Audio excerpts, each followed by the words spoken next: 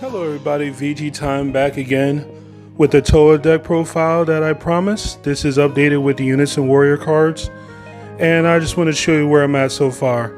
Of course, with any deck profile I do, I will be adjusting this over time, so if you follow me over on Instagram, you will be able to see the updated deck profiles as they come along. So, real quick, let's start with the leader and the overall idea of the deck. So, Towa, specifically what she does, she bursts 3 on the front side as an activate main to search the top 5 for a mirror of food and add it to your hand. So she gets cards without having to interact with your opponent because there's a lot of targets she should never really whiff. Then she awakens if you have 10 or more black cards in the warp, and in which case she could flip over, untap 1 and draw. So you have to run a decent amount of overwhelm in the deck in order for her to be able to awaken effectively. On the back side, she does not gain any cards, but what she does do is allow you to recycle cards from the warp back into your drop area.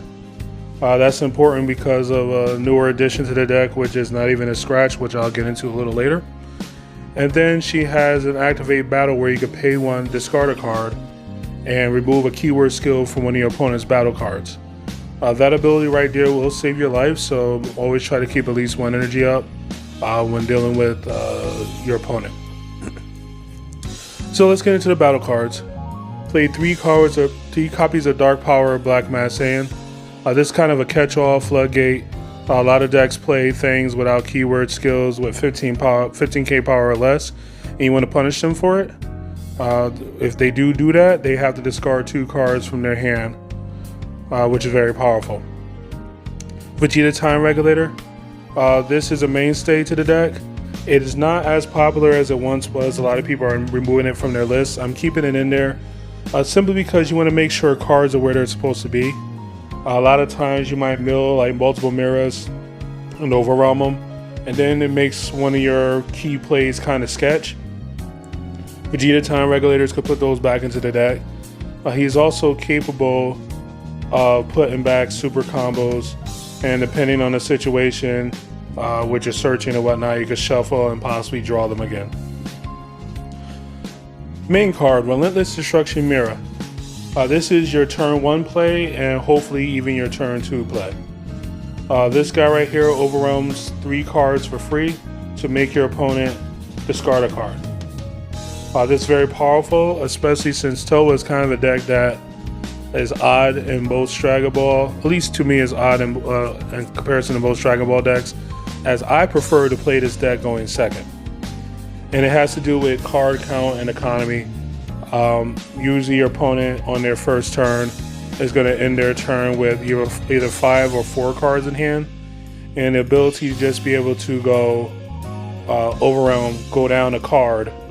Now you have 1 less card to work with. Even if they are getting 2 cards a turn, you're keeping them at a manageable level to go with your later plays. So the new cards, we have 4 copies of Mirror Faithful Servant and 3 copies of Mirror Explosion of Energy. Mirror Faithful Servant, I keep saying Surgeon, I don't know why, but Mirror Faithful Servant allows you to play him for free if you do not control any battle cards on the table. He does not conflict with your earlier plays. Your overwhelms, of course, leave, so you don't have to worry about them being on the table. And if you're going to play Time Regulator and you have this card in hand, play him first, then play Time Regulator, and you got around whatever issue. And that is actually not a terrible play, to play him and then Time Regulator, because now it makes your opponent have to make a decision as to what they want to kill. Usually they can't deal with both of them on their second turn, or maybe even on their third turn, because if you went second, so they have to make a decision. Anyhow, his activate main is you pay 3, and you can play a 5-drop mirror on top of him from your hand. So the new card, Explosion of Energy, if you were to play him onto the field, doesn't matter if you play him with the 2-drop ability or not, but if you play him onto the field, it warps 2 cards from your opponent's hand, and then if they attack, you're allowed to warp 2 cards from your hand to negate the attack. He is, of course, critical in 25k, and he has, sorry about that, and he has a barrier, so that way he's hard to remove. Then we have Mirror Self-Reformation. The interaction between the 2-drop and this card is the reason why a lot of people are very excited. I think that we need to see how this all works out, because there are very rare times where this card and a 2-drop do not work together, so you kind of just have to monitor it. If you happen to have 10 or more black cards in your warp, which is the same awakened condition as Towa, makes this card cost 4. So you have to just keep track of it, make sure you don't have that when you go to make that play, or else you will not be able to make the self-reformation on top of the Faithful Servant. But if you do, you're in a very powerful position on your turn 3, because you're able to then absorb a Towa from your warp and then go into the 7-drop mirror right here from your deck directly. Once you do that, you get to warp 3 more cards from your opponent's hand, which in most cases, if you're doing what you're supposed to be doing, is going to put your hand at 1 or none cards. Of course, you can also play this on turn 4 if you have the 10 cards in your warp, and have it be a follow-up to a turn 3 where you play the 5-drop mirror explosion of energy on top of the 2-drop. That's very powerful as well. You rip them 2 cards, they get a couple of cards back, then you rip away 3. Always strong. He's so either way, you're doing work. Dark Absorption Mirror is there as a backup to the Mirror Self-Reformation. He is also sometimes the better option if you did not get a time regulator and you happen to build multiple 7-drops. You overwhelm them, you can pay 4 and absorb the mirror and play the mirror from the warp on top of him. You can also play the mirror from your hand on top of him, so he's a little bit more flexible than Mirror Self-Reformation. But Self-Reformation has deflect while this guy does not, so you have to worry about counterplays and things of that nature.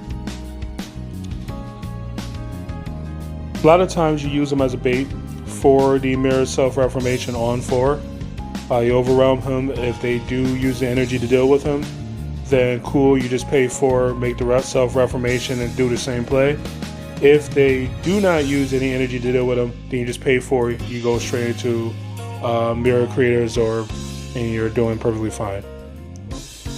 Mirror Self in the Sky is a backup to Creator Absorb, because sometimes, again, without the time regulator, mirrors are not where they're supposed to be. You might have a couple in your life, you might have built a couple, and you need to have at least a little bit of insurance that you could go and get a 7-drop mirror and play it on top of one of these guys. He is a 30k double striker that draws you a card and untaps the energy at the beginning of your opponent's main phase. He is also a 1-cost overwhelm similar to Mirror Creator Absorb, but because he already has double strike, you can combine him with your super combo to kind of get a similar effect as Creator Absorb's attack. Time Ruler Towa is holding the spot right now. I would like it to be the Towa promo that's in the tournament pack, but she also does a lot of work. She is able to grab 2 drops or less from your opponent and take control of them. And her main purpose is to be Xenoevolved on top of or over by Towa Dark Sorceress. Towa Dark Sorceress does a lot in this format because she's able to shuffle back 4 cards from your opponent's drop area into their deck. That's very key because of how much graveyard synergy exists in this game. She's good against all the green decks. She's good against Sin Shenron. She's just good in general.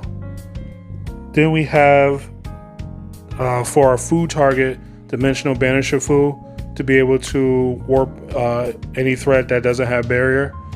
We have Devourer Darkness Perfected as our counterplay to be able to deal with very large threats that might kill us right away. As long as it doesn't have barrier, he could counterplay it and shut it down.